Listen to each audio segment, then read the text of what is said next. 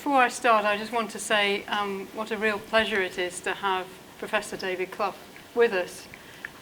It was years ago when I was thinking about a conference, I think it must have been back in the early 2000s or perhaps even before then, called Animal Matters, when the name that came into my head immediately was David Clough. And of course he was at Durham then, and little did I know that he would come to that conference and we'd start talking about the possibility of collaborating together, and sooner or later he did actually become one of the faculty members at the University of Chester. So our friendship and collegiate goes back a long way, so it's a particular pleasure to have him with us today. But just to explain a little bit more about him, David Clough is Professor of Theological Ethics at the University of Chester, as I mentioned. But he's also served as a term as the President for the Society of Christian Ethics in the UK. One of his earlier books was Faith and Force, A Christian Debate About War, published in 2007, debating on war and pacifism in the 21st century. And then again, this landmark second volume of his book on animals has just come out on the place of animals in Christian theology and ethics. He's also a founder of I don't know whether you call it an NGO or charitable trust called CreatureKind, and the name itself sort of speaks for itself, which is a project aiming to engage Christians with farmed animal welfare, an absolutely crucial issue really to start shifting some of the practices that we often take for granted. He's also a principal investigator for a three-year UK Research Council funded project on Christian ethics of farmed animal welfare, in partnership with all the major UK churches and Compassion in World Farming. And if that's not enough, he's also a Methodist lay preacher and has represented the Methodist Church on national ecumenical working groups on the ethics of warfare and climate change. So really an amazing range of expertise, but one that we particularly look forward to hearing about tonight is on animal ethics. So over to you, David. Thank you so much for joining us tonight.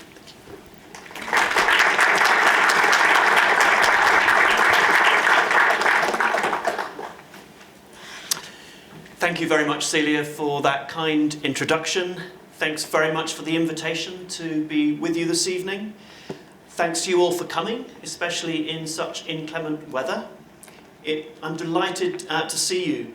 It's a real pleasure to have the opportunity to address you this evening. I've spent most of the last decade or so working on these two volumes, and now that they're written and published, I want to get out as widely as possible to discuss the core conclusion of the work as a whole, which I'm calling The Challenge of Christian Animal Ethics. What's that challenge, I hear you ask? Well, I feel I should offer a spoiler alert at this point. If you're planning to read these books and you're the kind of person who doesn't like to know the ending in advance, perhaps you want to shut your ears or look away now. Come to think of it, perhaps giving away the ending isn't good for book sales either. Well, the core conclusion of this entire two-volume work I've represented graphically like this. Perhaps it needs a little bit of explanation. There's an abyss, as you see. The abyss is between the kind of treatment of other animals required by a Christian understanding of their place in God's purposes and the way we're treating them at the moment. This abyss is huge. We're currently acting in ways that completely disregard the status of other animals as fellow animal creatures of the God Christians worship. In this lecture, my aim is to convince you that this abyss exists, and then convince you there's something we can do about it, and then convince you to do it. If I haven't convinced you by the end, I'd like you to put up your hand and tell me why. If I have convinced you, I'd like to point you to the first practical steps in taking up the challenge I'm laying before you. Here goes. Here's where we're headed over the next 45 minutes. First, I want to explain why I think it's worth our time to consider what we're doing to other animals when there are so many other pressing issues also demanding our attention. I suppose your presence here means you're at least open to considering the possibility, but perhaps you're sceptical about my proposal that animal ethics should be an important current concern for Christians.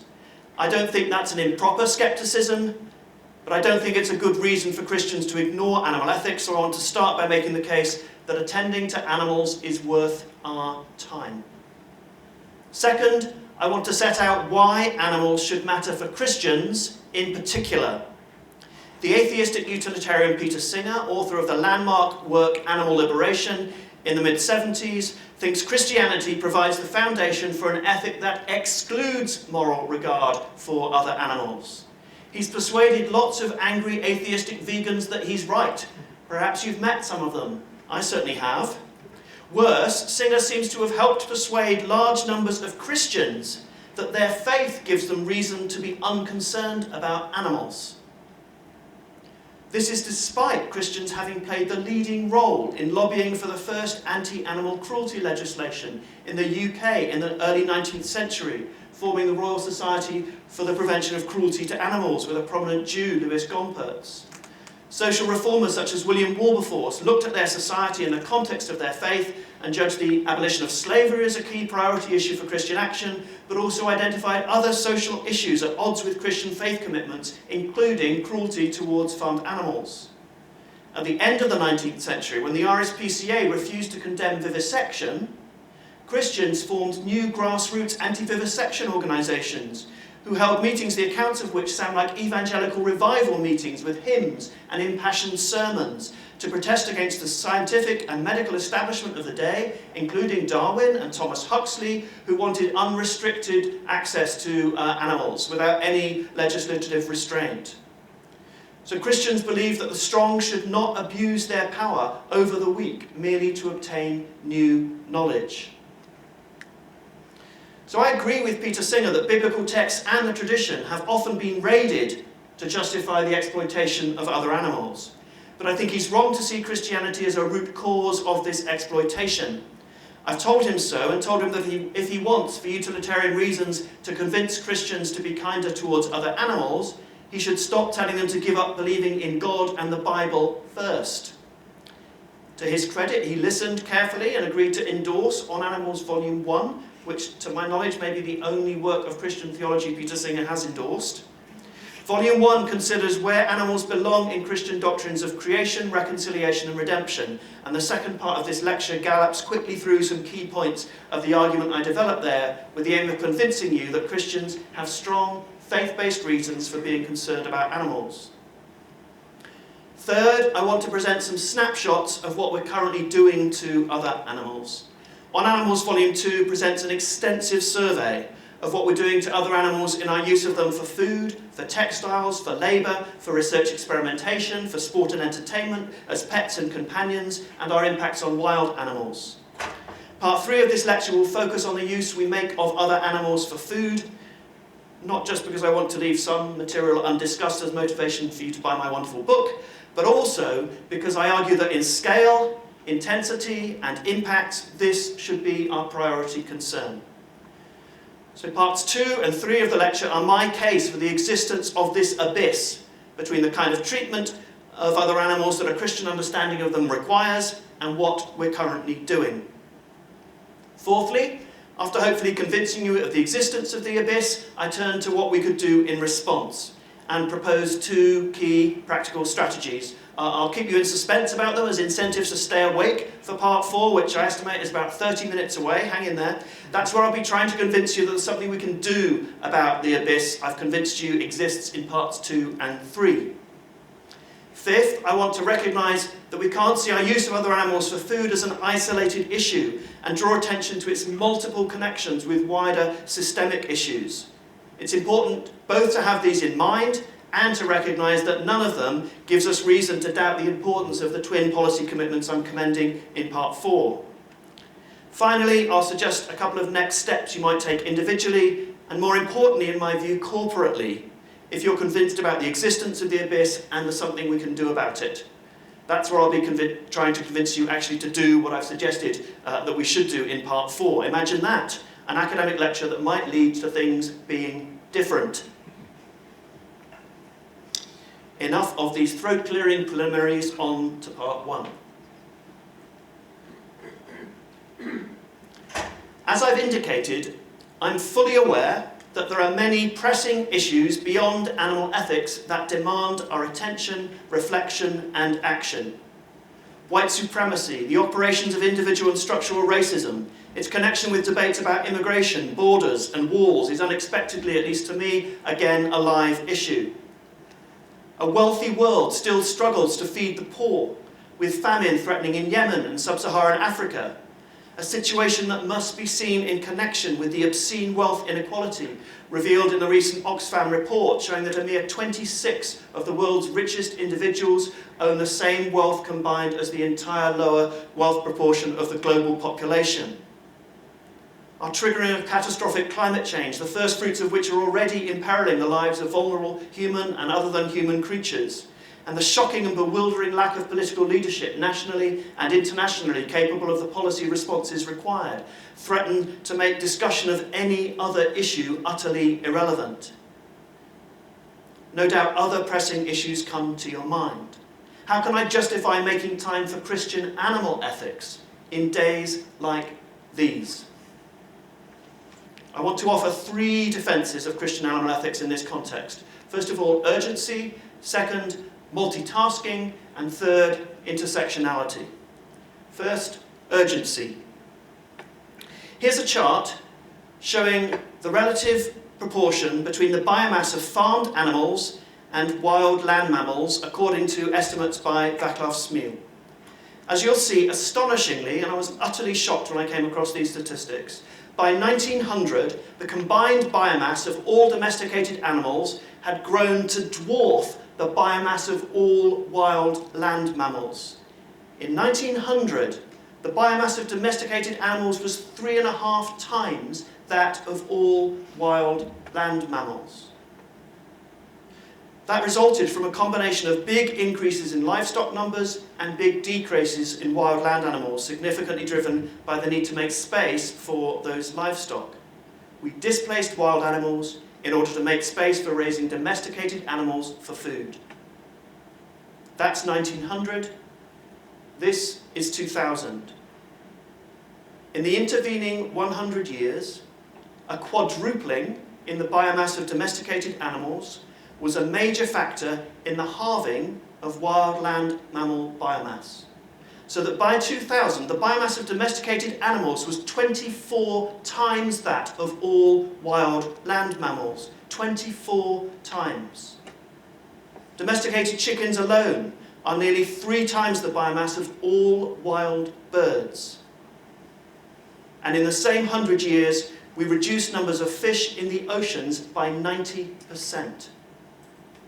Raising livestock in these numbers is a major contributor to an anthropogenic mass extinction event of wild animals comparable with those found in the geological record. If we continue on this trajectory, there will be virtually no wild animals to be concerned about. If we combine this with the realization of the cruelly impoverished lives imposed by us on farmed animals, the vast majority of which are raised in novel industrial environments, we can see that what we're doing to domesticated and wild animals demands our urgent attention on grounds of scale, intensity, and impact. Second, I suggest that we should make time for animal ethics because we can multitask. We don't have to choose between being alert to climate catastrophe and gender equality. We can be alert to both. In recommending that we pay attention to animal ethics, I'm not suggesting that we abandon concern for everything else. The policy proposals I'll come to in part 4 will not demand the entirety of our time or attention. We can pay attention to more than one thing at once, so can include animal ethics as among our ethical concerns. Third, it turns out that we don't need to choose between concerns for other animals, concerns for human neighbours, and concern for the environment because they intersect. I'll discuss this further in part 5. These intersections means that challenging what we're doing to farmed animals has the potential to bring benefits for humans, wild animals, and the environment. to do well by humans, wild animals and the environment, we have no choice but to attend to what we're doing in raising unprecedented numbers of livestock. And this image is just one representation of the intersectionality of these issues. So among the worst jobs in this country and in mine are working in the slaughterhouses and meat packing plants where we're processing farmed animals. Those jobs have high physical injury rates. You can imagine all the rapidly moving lines with sharp blades. They also have high mental injury rates. People emerge from these jobs suffering symptoms analogous to PTSD. And who has these jobs? The workers are disproportionately female, disproportionately black, disproportionately Latinx, disproportionately migrant, disproportionately undocumented. It seems to me in my research that almost any time we're doing nasty things to non-human animals, we're doing nasty things to vulnerable human populations as well. Animal ethics is worth our time then. First, because the scale, intensity and impacts of our current practice makes it urgent. Second, because we can multitask, and so don't need to choose between this and other issues. And third, because it turns out that what we're doing in using other animals for food has deep connections to wrongdoing towards other humans and the environment. So let's move on to part 2. Why should other animals matter to Christians? So my challenge here is to digest On Animals Volume 1 into about 10 minutes, which is another plug for you to buy or at least read the book, where I go into substantially more detail. But as a taster, I'll follow the structure of Volume 1 with the aim of outlining the case that Christians have faith-based reasons for being concerned about animals. I warn you that we are about to get theological. So for those less interested in doctrine and who are prepared to go with what I'm arguing here, that Christians have faith-based reasons to care about other animals, feel free to nod off and I'll await you when we're on the other side. To the rest of you, strap in for some doctrine.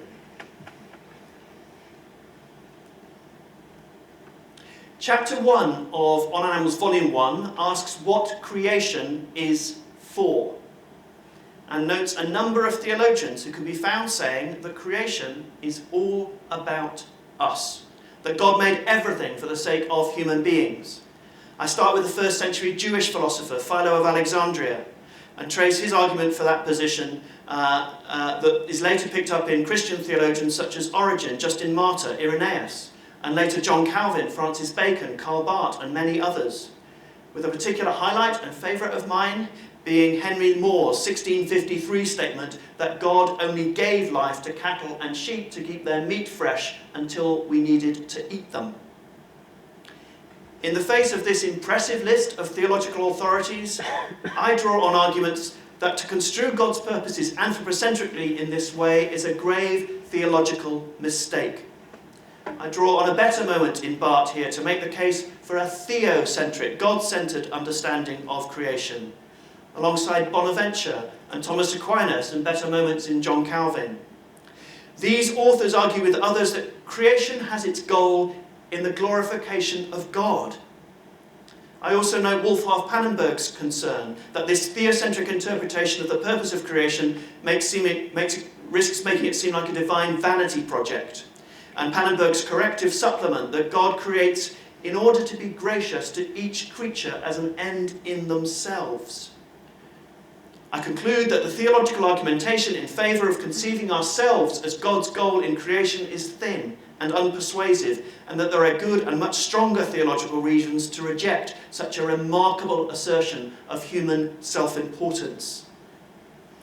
Building on this key foundation, I move on to an observation that Colin Gunton made about Basil of Caesarea, that Basil came to the conclusion, quote, against the assumptions of almost the whole of the ancient world, that there are no degrees of being. That is to say, everything created has the same ontological status. A fundamental feature of the Christian doctrine of creation is therefore that we should recognize two kinds of things, God and creatures, and recognize ourselves as the second kind, CreatureKind, in solidarity with all of God's other creatures. This means rejecting the many theological accounts that position humans as somehow floating midway between angels and other animals, or some necessary nexus between God and the rest of the world.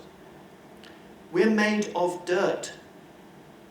or stardust, just like all the rest of God's creatures. And our understandable excitement about our own creaturely capacities should not tempt us to ignore or diminish the particular capacities of our fellow creatures. Humans are unique and have a unique vocation before God, given the high responsibility of imaging God to our fellow creatures. But every other creature also has their own unique vocation. Ask the psalmist, who delights in God's ordering of a diverse world of creatures, each glorifying their maker in their own place and particular creaturely mode of life, and celebrates the God who has compassion on all creatures, providing for every living thing. Psalm 104, Psalm 145. And it's not just the Old Testament. Jesus offers birds and lilies as examples for discipleship in the Sermon on the Mount. And surely he has Psalm 145 in mind when he reassures his disciples that they need not be afraid because they know that even a single sparrow is not forgotten by God. This attitude towards fellow creatures is commended in Pope Francis's 2015 encyclical Laudato Si, which states, "Every creature is thus the object of the Father's tenderness who gives it its place in the world. Even the fleeting life of the least of things is the object of his love, and in its few seconds of existence, God enfolds it with his affection."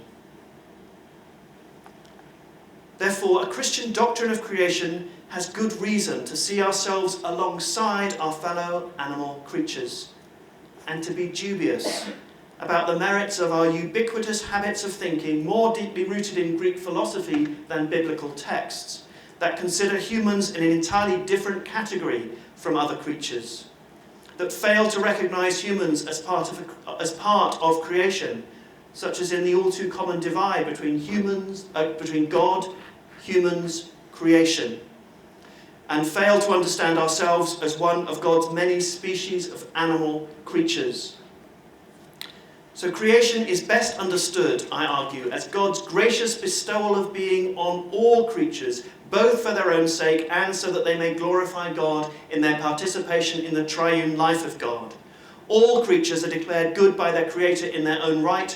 All creatures exist in utter dependence on God and mutual dependence on one another. No creature can be comprehended merely as the means to the flourishing of another. God's animal creatures have particular attributes in common. They are fleshy creatures with the breath of life, especially dependent on other organisms for their survival, often the common subjects of God's blessing and judgment, capable of response to God in a distinctive mode. Differences between animal creatures need to be understood in the context of this commonality, with attention given to the particular mode of life of each animal creature and similarities between groups of animals such as vertebrates, mammals, primates, not neglected in the task of specifying the particularity of the human mode of being an animal creature. Now perhaps you'll grant me that a Christian doctrine of creation provides grounds for valuing the lives of other animals, but think that by the time we get to Christology, incarnation and atonement, we're liable to lapse back into anthropocentrism. Volume 1, Part 2 argues that to interpret the doctrine of reconciliation anthropocentrically is also mistaken. We've sometimes been given to believe that God became human for the sake of saving humans from human sin. But there are important reference points for a much wider perspective on God's work in Christ. The prologue to John's Gospel summarizes the doctrine of the incarnation as that the Word became not human, but flesh, that messy bodily stuff common to us and other animal creatures, both in the Hebrew basar and the Greek term sarx. The famous verse John 3:16, beloved of so many Christian sign makers, declares that God's motivation in sending his only Son was to save not humans, but the world, the cosmos.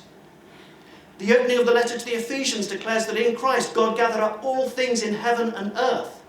And the opening of Colossians pictures the Lord Jesus Christ as the firstborn of all creation, in whom all things were made, reconciling all things in heaven and earth to God by making peace on the cross.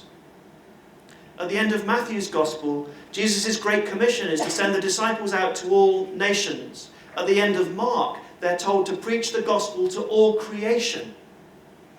I could say much more here, but in the context of these majestic visions of the cosmic scope of God's reconciling work in Jesus Christ, to think of incarnation and atonement merely as a mono-species event or transaction between God and Homo sapiens seems a strangely blinkered underestimate of what God has done in Christ. I should pause here to point your attention to these two paintings, which are two of a series that Stanley Spencer painted called Christ in the Wilderness. And the paintings are really a commentary on a half verse in Mark's Gospel. After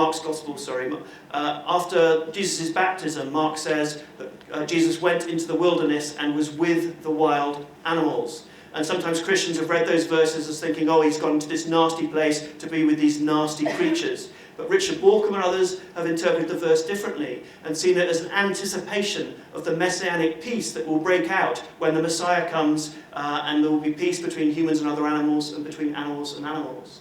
And so this series of paintings by Stanley Spencer picture Jesus at peace with wild animals in the wilderness. Here, a mother hen and her chicks, referencing that passage where Jesus weeps over Jerusalem, says he wants to gather up Jerusalem like a mother hen gathers her chicks.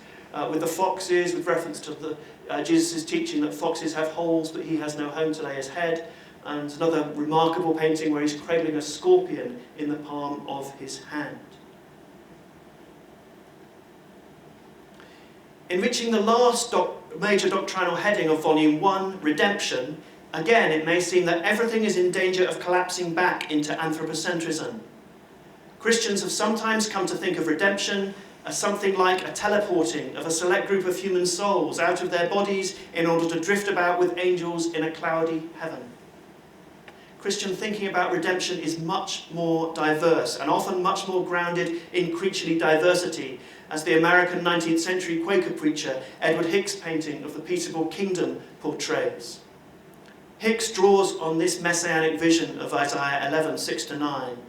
The wolf shall live with the lamb, the leopard shall lie down with the kid, the calf and the lion and the fatling together, and a little child shall lead them.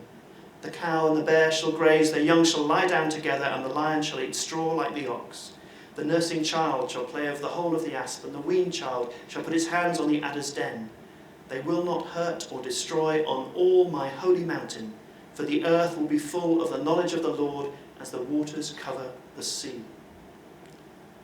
Hicks pictures peace between colonial invaders and native peoples on the left-hand side of the image, as well as between all kinds of animal creatures on the right, including a very attractive, cuddly, kittenish lion that you'll see there. In 1781, John Wesley preached a sermon on Romans 8, 19-22, called The General Deliverance. Wesley makes the case for God's care for animals by drawing on the Psalms and declares that God is merciful to animals in redeeming them from their suffering. Quote, "Nothing can be more express. Away with vulgar prejudices and let the plain word of God take place. Animals shall be delivered from the bondage of corruption into glorious liberty, even a measure, according as they are capable, of the liberty of the children of God," Wesley preached. 3 years later, Wesley published John Hildrop's book, Free Thoughts Upon the Brute Creation, which argued that all creatures that God had a reason to create, God also has a reason to preserve, since any reason for their annihilation or extinction would be a reason that they should not have been created in the first place. These inclusive creaturely visions of redemption are in continuity with Irenaeus' doctrine of anacaphalosis, or recapitulation, in which Christ redeems the whole creation, and Origen's doctrine of apokatastasis, in which all things are restored to their paradisical state.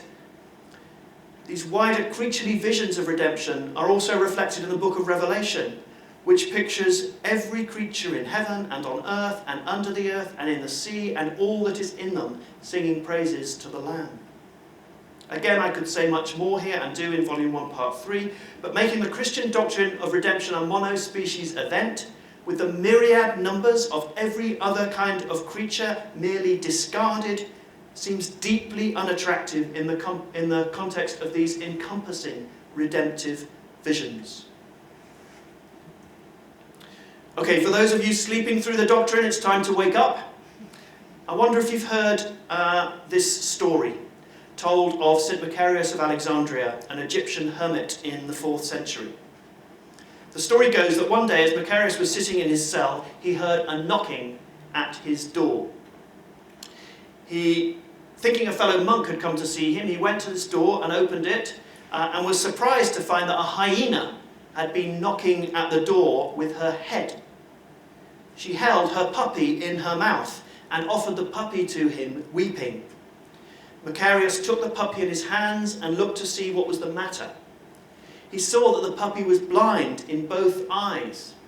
He took the puppy, groaned, spat on the puppy's face, and signed it on the eyes with his finger. Immediately the puppy could see, ran to his mother, suckled from her and followed her away. The next day the hyena returned and knocked on the hermit's door again. This time when he opened it, he saw that she had a sheepskin in her mouth. He asked her where she'd got the sheepskin, if she had not eaten a sheep, and told her that he would not take the sheepskin if it had come of violence. The hyena struck her head on the ground, bent her paws, and prayed on her knees for him to take it. He said he would not take it unless she promised him not to harm the poor by eating their sheep, and she nodded her head as if she were promising him. Then he told her he would not take it unless she promised not to kill another living creature, and said if she was hungry she should come to him and he would give her bread. The hyena bent, nodded, and looked him in the eye as if she were promising him. So Macarius offered praises to God for giving understanding to the animals and letting Macarius come to understand God's ways. He took the sheepskin from the hyena and she went away. From time to time she would come to Macarius for food and he would give her bread. He slept on the sheepskin until he died. The story is collected with many others in Helen Waddell's wonderful little book, Beasts and Saints. Such stories seem to follow me around. When I lived in Durham, I was delighted to come across St. Godric, who had lived in a hermitage a mile or two down the River Wear from Durham, now a ruined priory on a wooded, hilly river bank I often visited with my family. One day an exhausted stag, being pursued by the Prince Bishop's hunt, arrived shivering from exhaustion at the gate of Godric's hermitage and seemed by his cries to beseech Godric's help. Godric was moved by pity, bade him hush his moans, and opened the door of his hut to let him in, at which the stag dropped at his feet. But Godric felt that the hunt was coming near and came out of the hut, shut the door, and sat outside. The hunt hacked through the thorns and briars with their blades to reach the man and asked him where the stag was, to which Godric replied, "God knows where he may be." The hunters asked his pardon for intruding on him. The stag kept house with Godric until the evening, but would afterwards often visit him and lie at his feet in gratitude. After I moved to Chester, I found that the city's patron saint, St. Werburgh, was said to have had a farm outside the city walls where wild geese would come and destroy her standing corn. Her steward tried without success to drive them off and complained to St. Werburgh of his difficulty. She told him to shut them up in the house, which he thought was a joke, but when she insisted, he went to the field and told the geese to do their lady's bidding and follow him. With one accord they formed a flock and walked with bent necks after him to be shut up. But the steward took one of the geese, killed it, and ate it. The next morning the maid scolded the geese for destroying the crops and told them to leave, but the geese protested to St. Werburgh that one of them was missing. In response to their complaint, St. Werburgh was moved with compassion, and God revealed to her that her steward had killed the goose. She told him to bring the bones of the goose to her, and at a healing sign from her hands, skin and flesh grew on the bones, and feathers fledged upon the skin, until the living bird first took an eager hop, and was then on the wing, joined by the rest of the rejoicing flock, who thanked St. Werburgh, their deliverer, before they left. I wonder at and delight in these stories of Macarius, Godric and Werburgh, along with the many others like them. As we smile at them, it seems to me that we should not only smile. These stories present the insight treasured by those who pass them on, that it belongs to Christian holiness to be compassionate towards other animals, that we should take a high view of the capacities of animals to be responsive subjects, that we should have a deep appreciation that God's will is for peace between all creatures, and that we can anticipate and witness to this peace in our actions here and now. These stories of the saints extend biblical visions of peace between creatures into a world closer to our own. So I've argued in this part too that Christians have strong doctrinal reasons for recognising the place of other animals in God's purposes alongside human beings, and that their participation in God's works of creation, reconciliation and redemption provides strong grounds for Christians to be concerned about their particular lives of creaturely flourishing, which each in their particular creaturely way, like us, they glorify their Creator.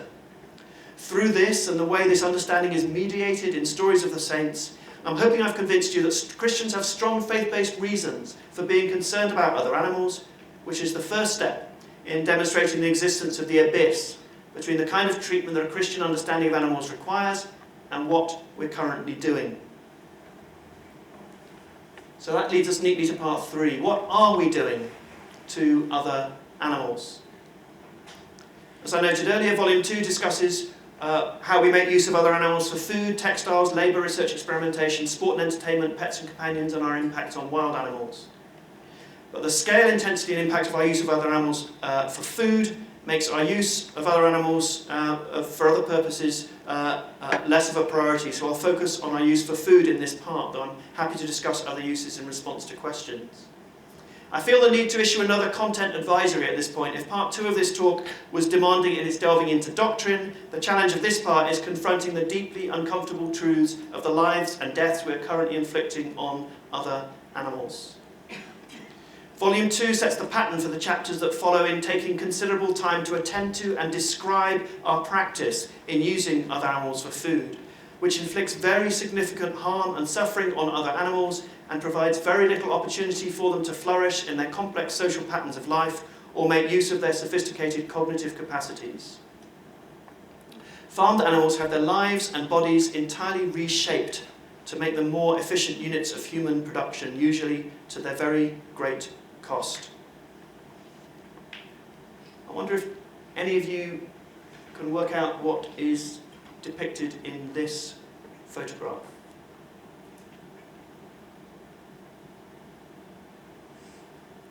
I couldn't when I first saw it. It turns out that it's a satellite image of the sea. Those black dots that you can see are huge industrial trawlers, and the reason they are leaving plumes behind them is that the nets they are trawling with have heavy weighted booms that are scraping along the bottom of the seabed. Those booms are causing very significant damage to the seabed, and this fishing practice catches up to 80% of non-target species. This is basically a clear cutting of the oceans. Remarkably, 98 to 99% of animals killed for food by number are fish.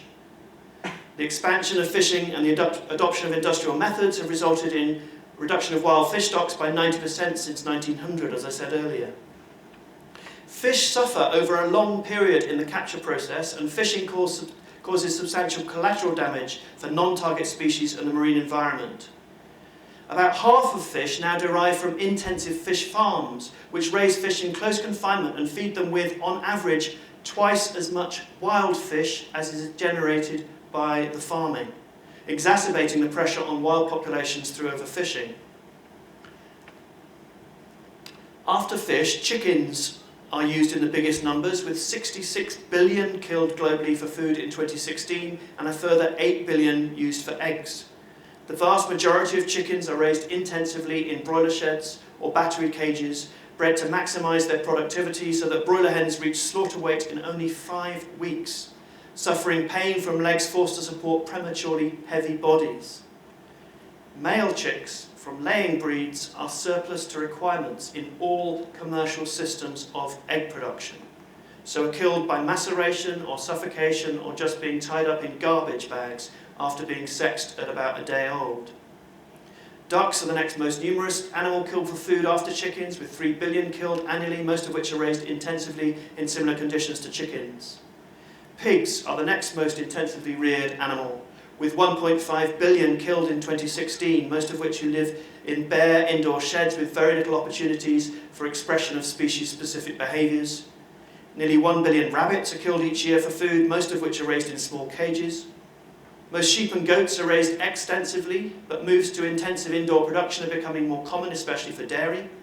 Lambs are killed at only a few months of age, and sheep with other livestock are often subjected to the great stress of live export and long journeys by sea and road.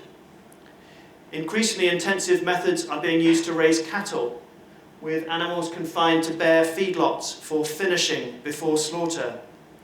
Growing numbers of dairy cows are kept inside without access to grazing. Virtually all dairy cows have their calves taken from them at birth or shortly afterwards, and are slaughtered for meat when they become unfit for production, which is after about 3 or 4 lactations in intensive systems.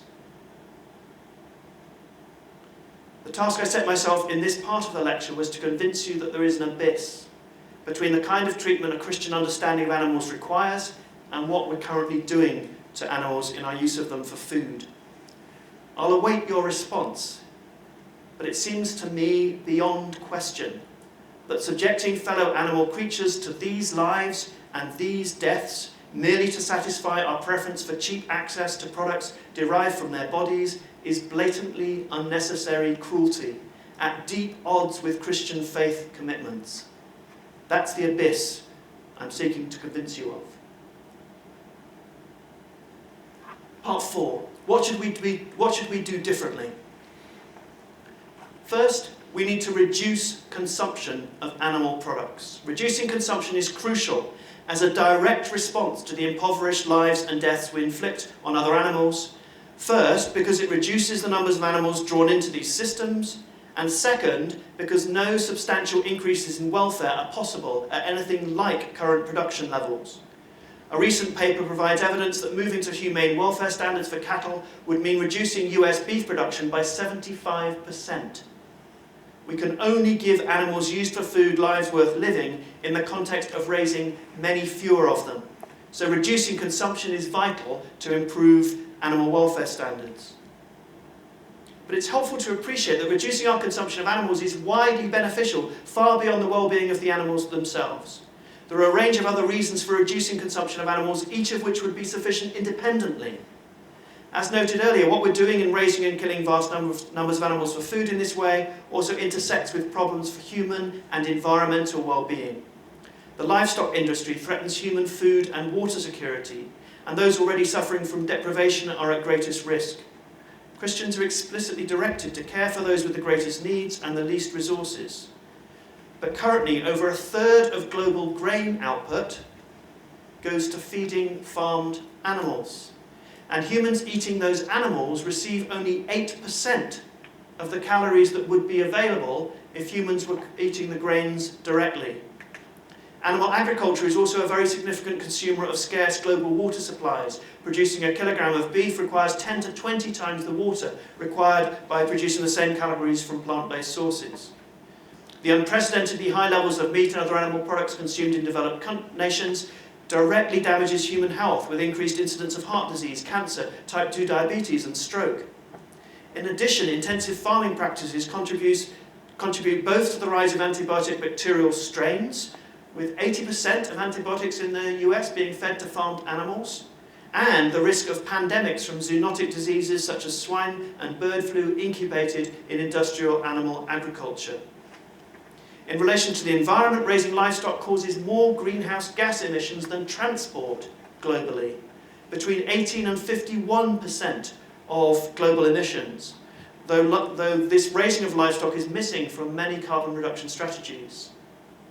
The intensive rearing of farmed animals also degrades local environments, and provision of grazing and growing fodder for livestock is a major cause of deforestation, which leads to the extinction of wild animals. For all these reasons, it's clear that reducing consumption of animals is crucial for the well-being of humans, other animals, and our shared environment.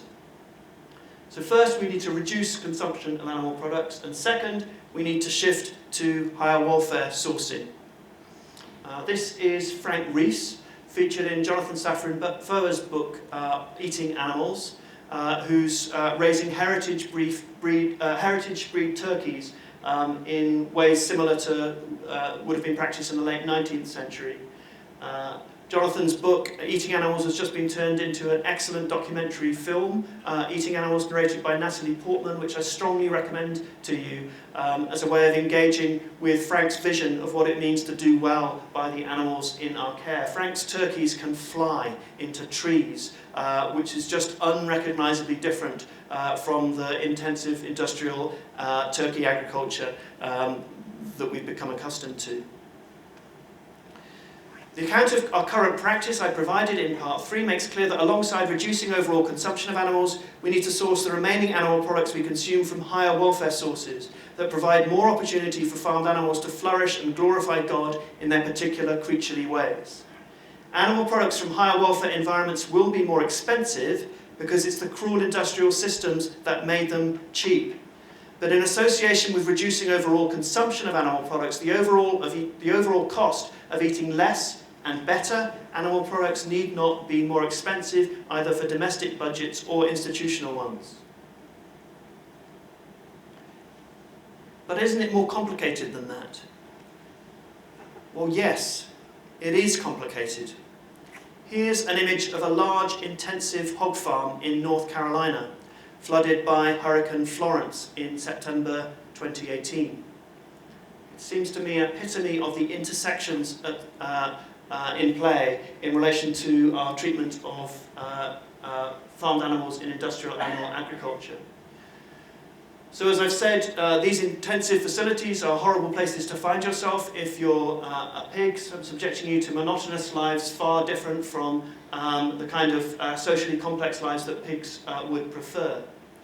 But raising pigs in this intensity, thousands and thousands of them, is also really problematic for the local environment and people who live nearby. So they generate huge lagoons of excrement. And the way you control the levels in those lagoons is to spray the contents of those lagoons over neighbouring fields. As you can imagine, if you live nearby, that's a horrible practice.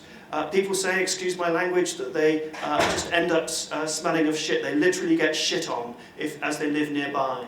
These places are sited disproportionately close to communities where more black people live and native people live. So this is an example of environmental racism. People who challenge the siting of these places are called N-word lovers. Because it's recognised that this is where these places are being cited. State government in North Carolina weakened the regulations for holding places like this accountable last year and reduced the penalties for non-compliance to environmental standards. And Hurricane Florence is obviously partially a result of global climate change to which our intensive industrial agriculture contributes, providing higher energy weather systems disrupting weather patterns. And what happened here, as in many other places, was that hog farm flooded, which meant all that excrement was distributed and flooded local land, and thousands of pigs were left to drown as a result of the hurricane, alongside many thousands of broiler hens in North Carolina. So this seems to me a very good indication of the really wide complexities about what's going on in our raising animals for food. While I was in North Carolina, I was also told that school budgets in North Carolina are determined by the levels of local taxation.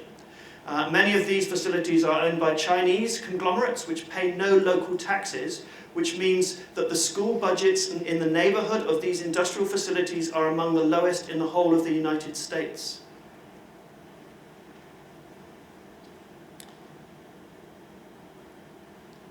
So there are complex interrelations which we can discuss between food systems which are problematic in many other ways beyond their implications for animals.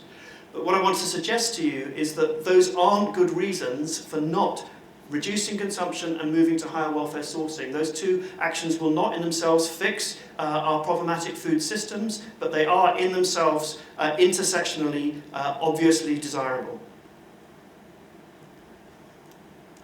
So finally, what's the next step? Well, let's recap. I started with identifying the challenge of Christian animal ethics as an abyss between the kind of treatment of fellow animal creatures a Christian understanding of them requires and what we're currently doing. Part 1 addressed the question of whether we have time for attending to other animals, and I argued that we do, on grounds of urgency and our ability to multitask ethically, and the intersections between what we're doing to other animals and the impacts on human well-being and the environment. In Part 2, I made the case that Christians have serious faith-based reasons for being concerned about animals. And in Part 3, I surveyed some of the ways in which our current practice imposes impoverished and painful lives on farmed animals. Part 4 proposed 2 crucial but simple practical responses to this challenge, reducing consumption of animal products and moving to higher welfare sourcing. And in Part 5, I acknowledged our use of other animals intersects with much wider systemic questions, and we need to engage with them in a way that's attentive to those wider questions, but these complexities don't take from the clear imperative in relation to the practical proposals of reducing consumption and moving to higher welfare. So Part 6, in response, many people will feel called to consider their individual diets. You may want to rethink those 2 twin asks of reducing consumption and moving to higher welfare.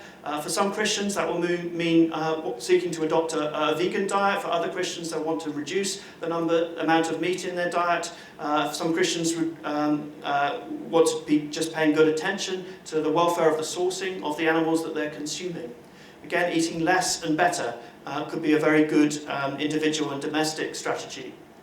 But I'm also keen to make the case to Christians that this ought to be something we take up corporately.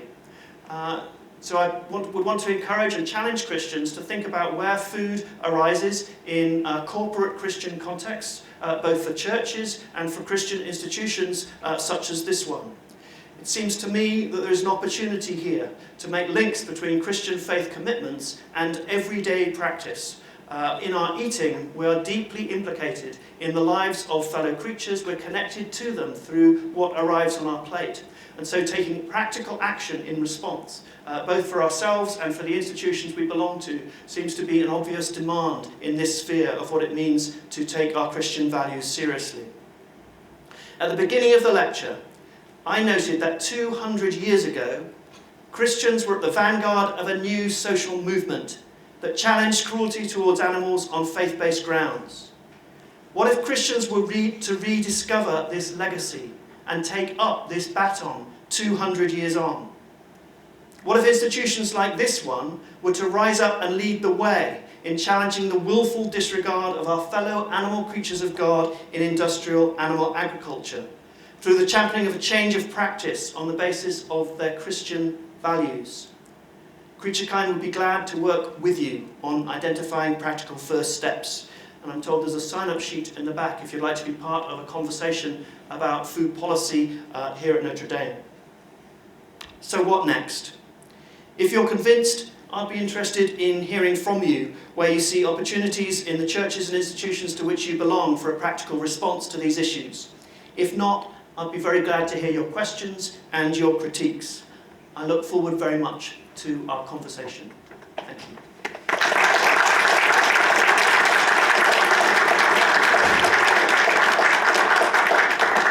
Thank you very much to David for that amazing lecture, and obviously I'm absolutely 100% behind what you're suggesting here. So, but let's hear from the floor. So, anyone want to kick off? Yes, I think you were first. So the conclusions are the evidence that use the... Thank you. There is a roving mic. So. What you were saying in parts 1 through 3 of your lecture, like no animal can be used as a means to another animal's flourishing. The things about the word became flesh. If God created something, God wants to preserve something. These things make me jump to the conclusion of vegan or vegetarian, not eating animals but limiting that. So how do you see that? Is eating animals a necessary evil, or what kind of stance do you take on that? Thank you. So I think we need to recognize that in this and pretty much any other issue in Christian ethics, we find ourselves starting in a messy middle. So all the biblical texts were written in contexts where people were killing animals for food, though in very, very different ways to the way we're doing it at the moment. And here and now we find ourselves enmeshed in these astonishingly huge systems which have subordinated human animal interests to our own, and we're eating more and more meat globally. So in response, I think a decision to be very concerned about the practices that are sort of mainstream practices in relation to industrial animal agriculture and the way that might drive a lot of people to go vegan, as I have, that looks like, to me, one possible response that many Christians might feel called to make, and that would be part of a corporate response in reducing overall consumption, I think, which would be hugely valuable. But to be honest, that's not the argument I want to win with the church at large today, this week, or this year.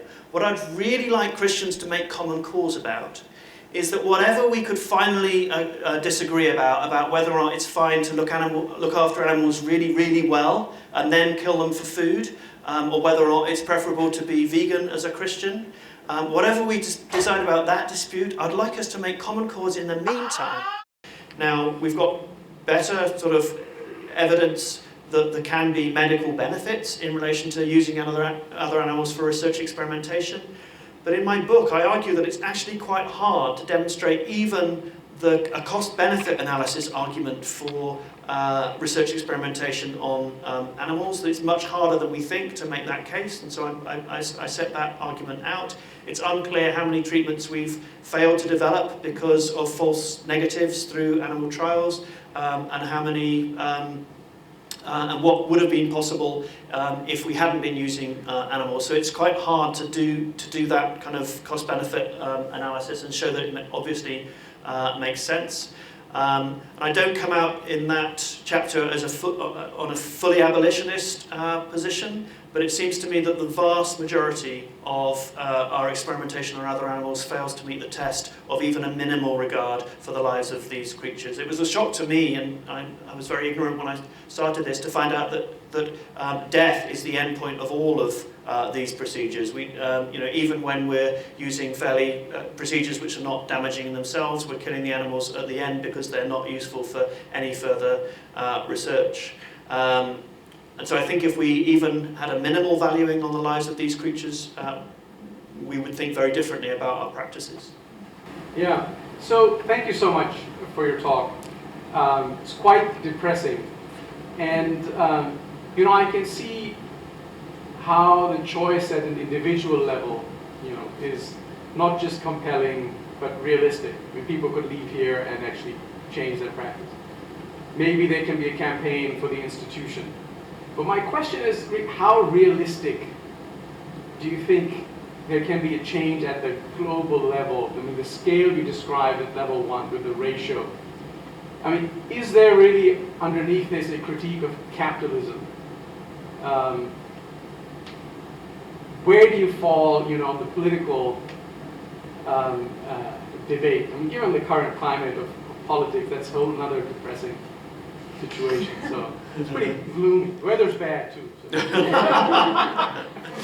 So I want to absolutely acknowledge the complexity of these questions, and yes, of course, our economic systems are part of what messes up our current food systems, and we need to be attentive to that. I think urban food deserts, in which we put public money into the subsidy of cruelly produced animal products, which are then processed into radically unhealthy products, which are then the only thing available in many urban contexts where disproportionately Black and Latinx people live. That's a very clear example of a fundamental mess with our food system in terms of what we're valuing. And like other major challenges, like climate change, it can seem very hard to see the sense of practical action in response of massive challenges.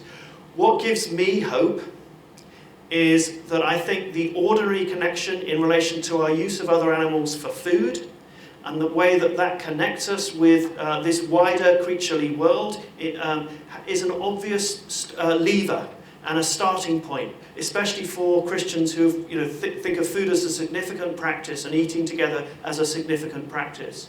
So it seems to me that, of course, it won't be enough for each of us individually to make changes in our diet. It won't be just enough for Christian institutions to make significant changes. But I don't think we should underestimate the power and significance of Christian organisations beginning to say, we're not having this anymore.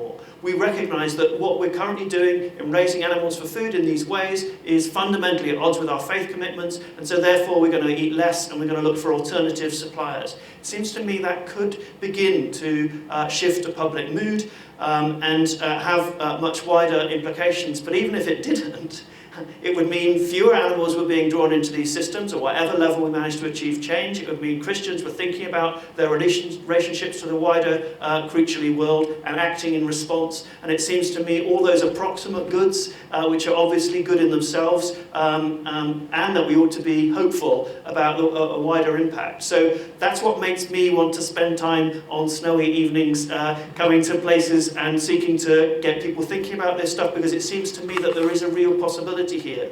I've been having positive responses all over in lots of different theological contexts to this kind of message. It seems to me that there's a possibility of having a tipping point, of Christians being saying, yeah, we know why this is wrong, just like Christians in the 19th century recognised the wrongness of what was being done to animals in their day. So I recognise the complexity, but I'm hopeful that change could make a real difference. I think that is a fantastic note to end on, and I'd have to say that compared to very complex ecological or climate change or some of those things, it feels more manageable to me, so therefore there is a realism in it. So I hope everybody here has gone away feeling inspired, but just to reiterate our appreciation, I know there aren't many of us here, but perhaps we can really give a great round of applause to David.